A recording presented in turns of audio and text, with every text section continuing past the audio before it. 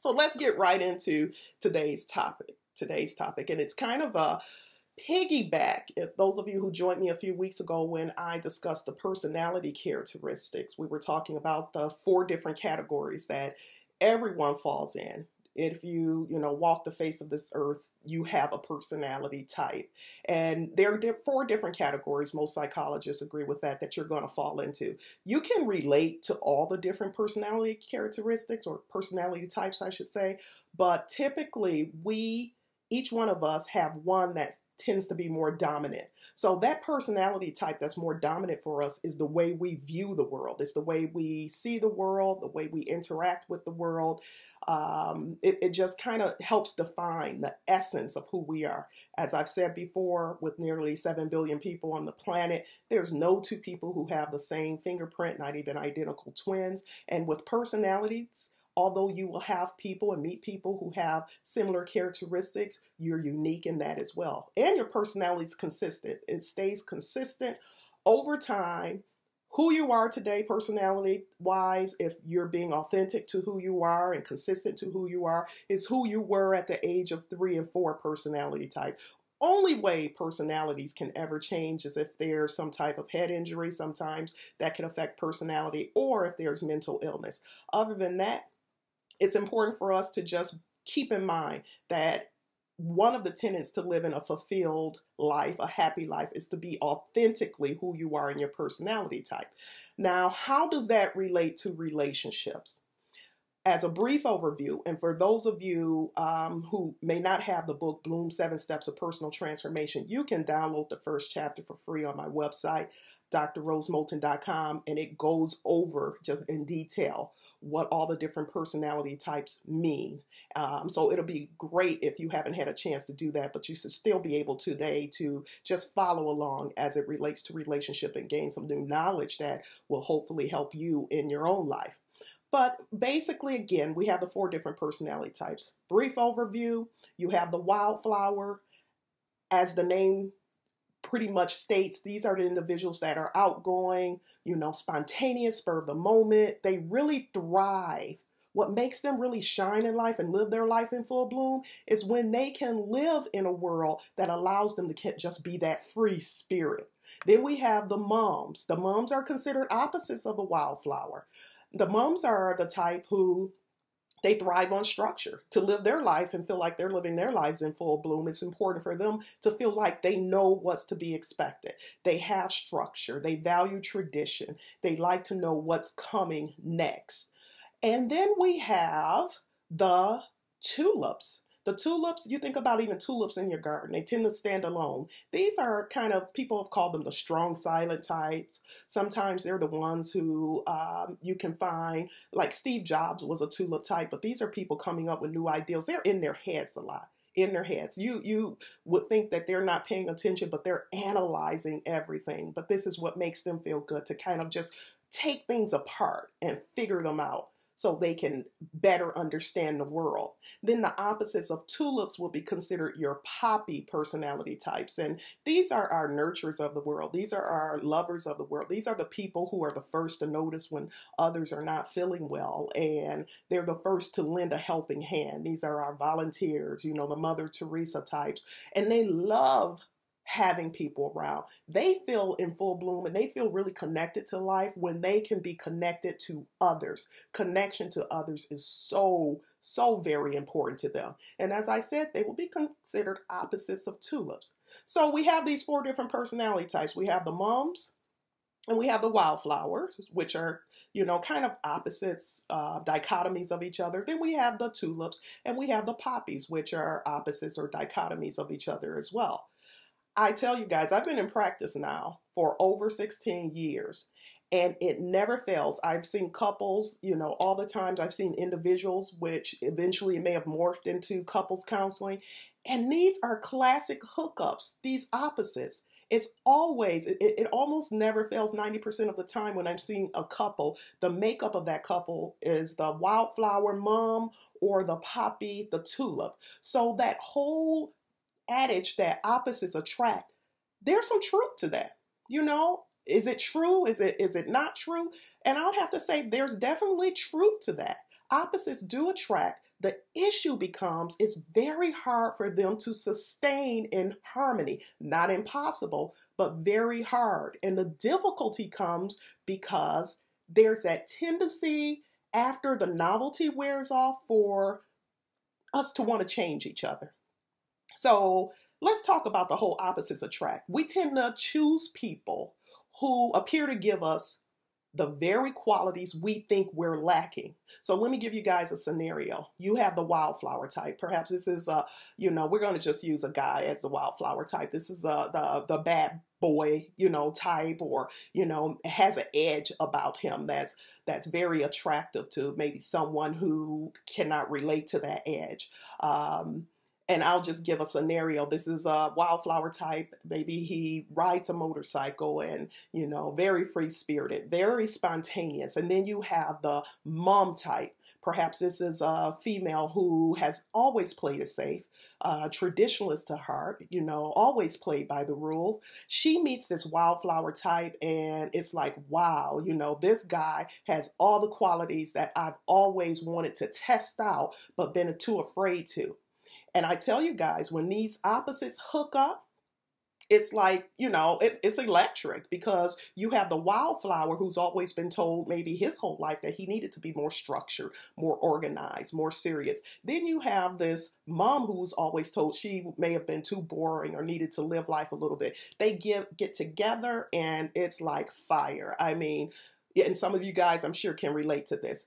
The first few months is beautiful. I mean, the wildflower is learning to become more structured. The mom is learning to become more free-spirited. Now let's look at the other personality type. Same thing with the tulip and the poppy. I see this classic hookup all the time. You have the tulip type, who's the strong, silent type, not very emotional, kind of has a good hold of their emotions. Then you have the poppy type, who's like all over the place, emotionally, kind of just really loves that whole feeling and connection with people. And so you have this poppy who may have been told their whole life that you are too emotional, or you're too sensitive, or you need to have a better hold of your emotion. And they see this strong, silent type like, wow, this person can really help me do that. Then you have this tulip who sees this poppy, and this poppy is able to kind of be loving. And this tulip has never felt comfortable with being very affectionate or loving, and they're able to do that. And it just makes them feel like testing out something different. So it feels rewarding when we find lovers who are competent in areas which we are novel to us. And it can feel very amazing and alluring.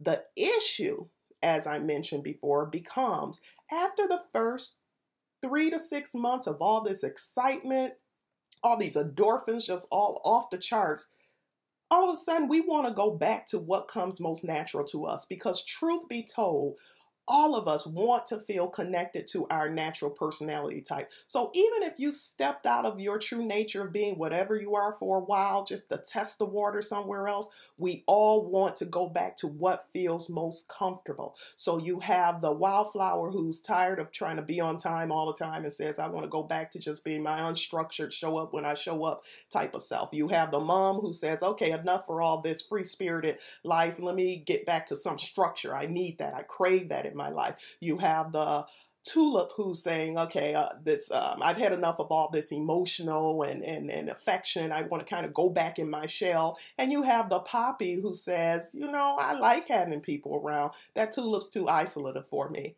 So all of a sudden you have this tug of war now, because oftentimes these people now have been in a relationship with each other for 3 months, 6 months. Sometimes they end up getting married and they find out later, hey, we're, complete opposites. What do you do then?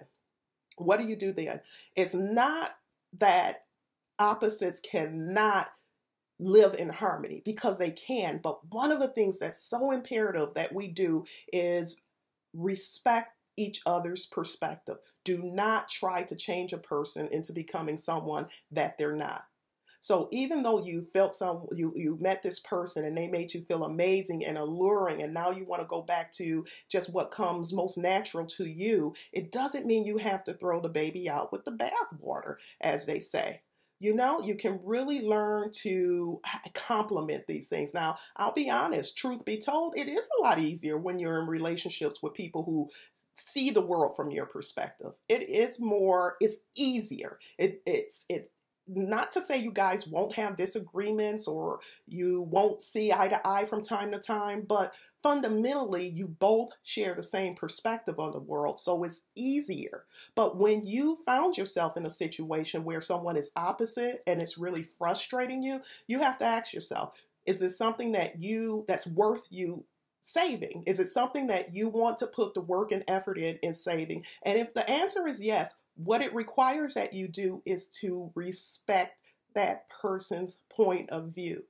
You have to not attempt to change a person into being someone that they're not. And this is one of the biggest issues I see with individuals wanting to change a person to be more consistent with what's comfortable to you. So as I said, again, just really a quick overview. When you have comfort zones of the wildflower whose comfort zone is just being out there, like the Nike slogan, just do it, live life. You have comfort zones of the mom who's all about traditionalists. I can remember a couple years ago where the man was a wildflower and he was an entrepreneur doing very well in business. The wife was a mom, very traditionalist, and they were like at wit's end with each other because she wanted him home every evening at 5 o'clock to have dinner with the family. For a mom, that was important. That's tradition. For a wildflower, an entrepreneurial wildflower who would take business meetings at 6 o'clock in the evening or at the golf course making deals,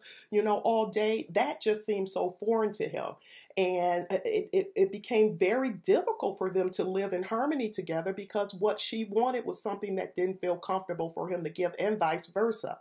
What they ultimately learned in learning more about personality types and what personality types mean is that if they wanted this relationship to work, they had to respect each other's perspective. She had a right to be the mom she wanted to be. He had a right to be the wildflower. When you have a tulip and poppy combination, the tulip has a right to their private time when they need that private time, just as much as the poppy has a right to want these people around, family members around more often than the tulip would want. But there has to be a common ground that's found, and there has to be a sense of respect there. So harmony is possible, even between opposites. So 5 tips for harmonious relationships if and when you found yourself in one of those opposites attract relationships is resist the urge to change others. Number one, you have to resist the urge to change others. Trust me, I'm a combination. I'm kind of tied with a wildflower and a tulip. And for me to someone to tell me that I have to live my life opposite of what comes most natural to me would just be like cutting the air supply off. It's so important for all of us to just live a life in flow and in harmony, because that's what makes us feel good, and that's what makes it possible for us to attract goodness in our life. So again, the first tip, resist the urge to change others. Another way or tip for a harmonious relationship, if you find yourself in those opposite situations, understand that people are most happy when they can truly be themselves. So even if you feel like you've succeeded in changing a person, which you haven't, so don't fool yourself into believing that, trust me, that person's not happy. And I wouldn't, and the thought of being with someone who's not happy in the relationship is not appealing to me. So people are most happy when they can be truly themselves. So if you're with a mom type and you happen to be a wildflower, allow that person to have some level of structure and tradition in their life without you attempting to interrupt it. You can still do your thing. You can still be, honor the wildflower within you, but don't try to change the other person. Number 3, never belittle a person because they are not like you. You should be more structured, or you're too junky, or you're too emotional. Be careful with those "you're too" sentences, because that's really attacking, again, the essence of who a person is, the essence of their spirit. Number 4, take turns compromising. Compromising isn't a bad word, and compromising doesn't mean you have to give up who you are. You know, there are different levels of compromising, but take turns there. So if it's very important for your poppy partner to have occasional family gatherings where they can feel connected, you know, compromise with that. Compromise with that, and you both take turns with each other, allowing each other to kind of plug into what feels good. And the last tip for a harmonious relationship is don't take everything so personally. I can't stress this enough. We often take what people say to us, their behaviors, so personally when in reality it has nothing to do with you. So stop taking things so personally. The way your partner is behaving, the way something your partner says, more than often has nothing to do with you. It's not personal, it's personality. So a tulip who tends to be, you know, a straight shooter and may have some sarcasm to their language is not attempting to insult the poppy, but the poppy may take it that way because of the perspective and the way they see the world. So if you can learn to not take everything so personally, understand that the way or how this person is talking to you has more to do with their personality type than them wanting to attack you, you can really free yourself of a lot of the angst that we may find ourselves in with personalities. So, you know, in closing, couples who learn to accept each other not only feel better about their relationship, but end up having a better time. The bottom line is our romantic relationships are designed to help us become our best selves. And what better strategy is there than pairing up with someone who can teach you how to develop some of your more dormant traits? You know, finding your opposite isn't such a cruel love joke after all. At least it doesn't have to be. But if you find them, I've given you 5 tips that you can use to make it work for you. And I encourage you all to allow today's Transformation Tuesday seeds to take root in possibility and start living your life in full bloom. Guys, thank you for honoring me with your time again today. If you join my mailing list, go to my website, drrosemoulton.com, and join my mailing list. I will actually send you the personality inventory that you can take and you can give to your significant other to take as well, so you can kind of see where the two of you stand in your personality types. Thank you guys all again. Get out there and have a fantastic day. Bye-bye.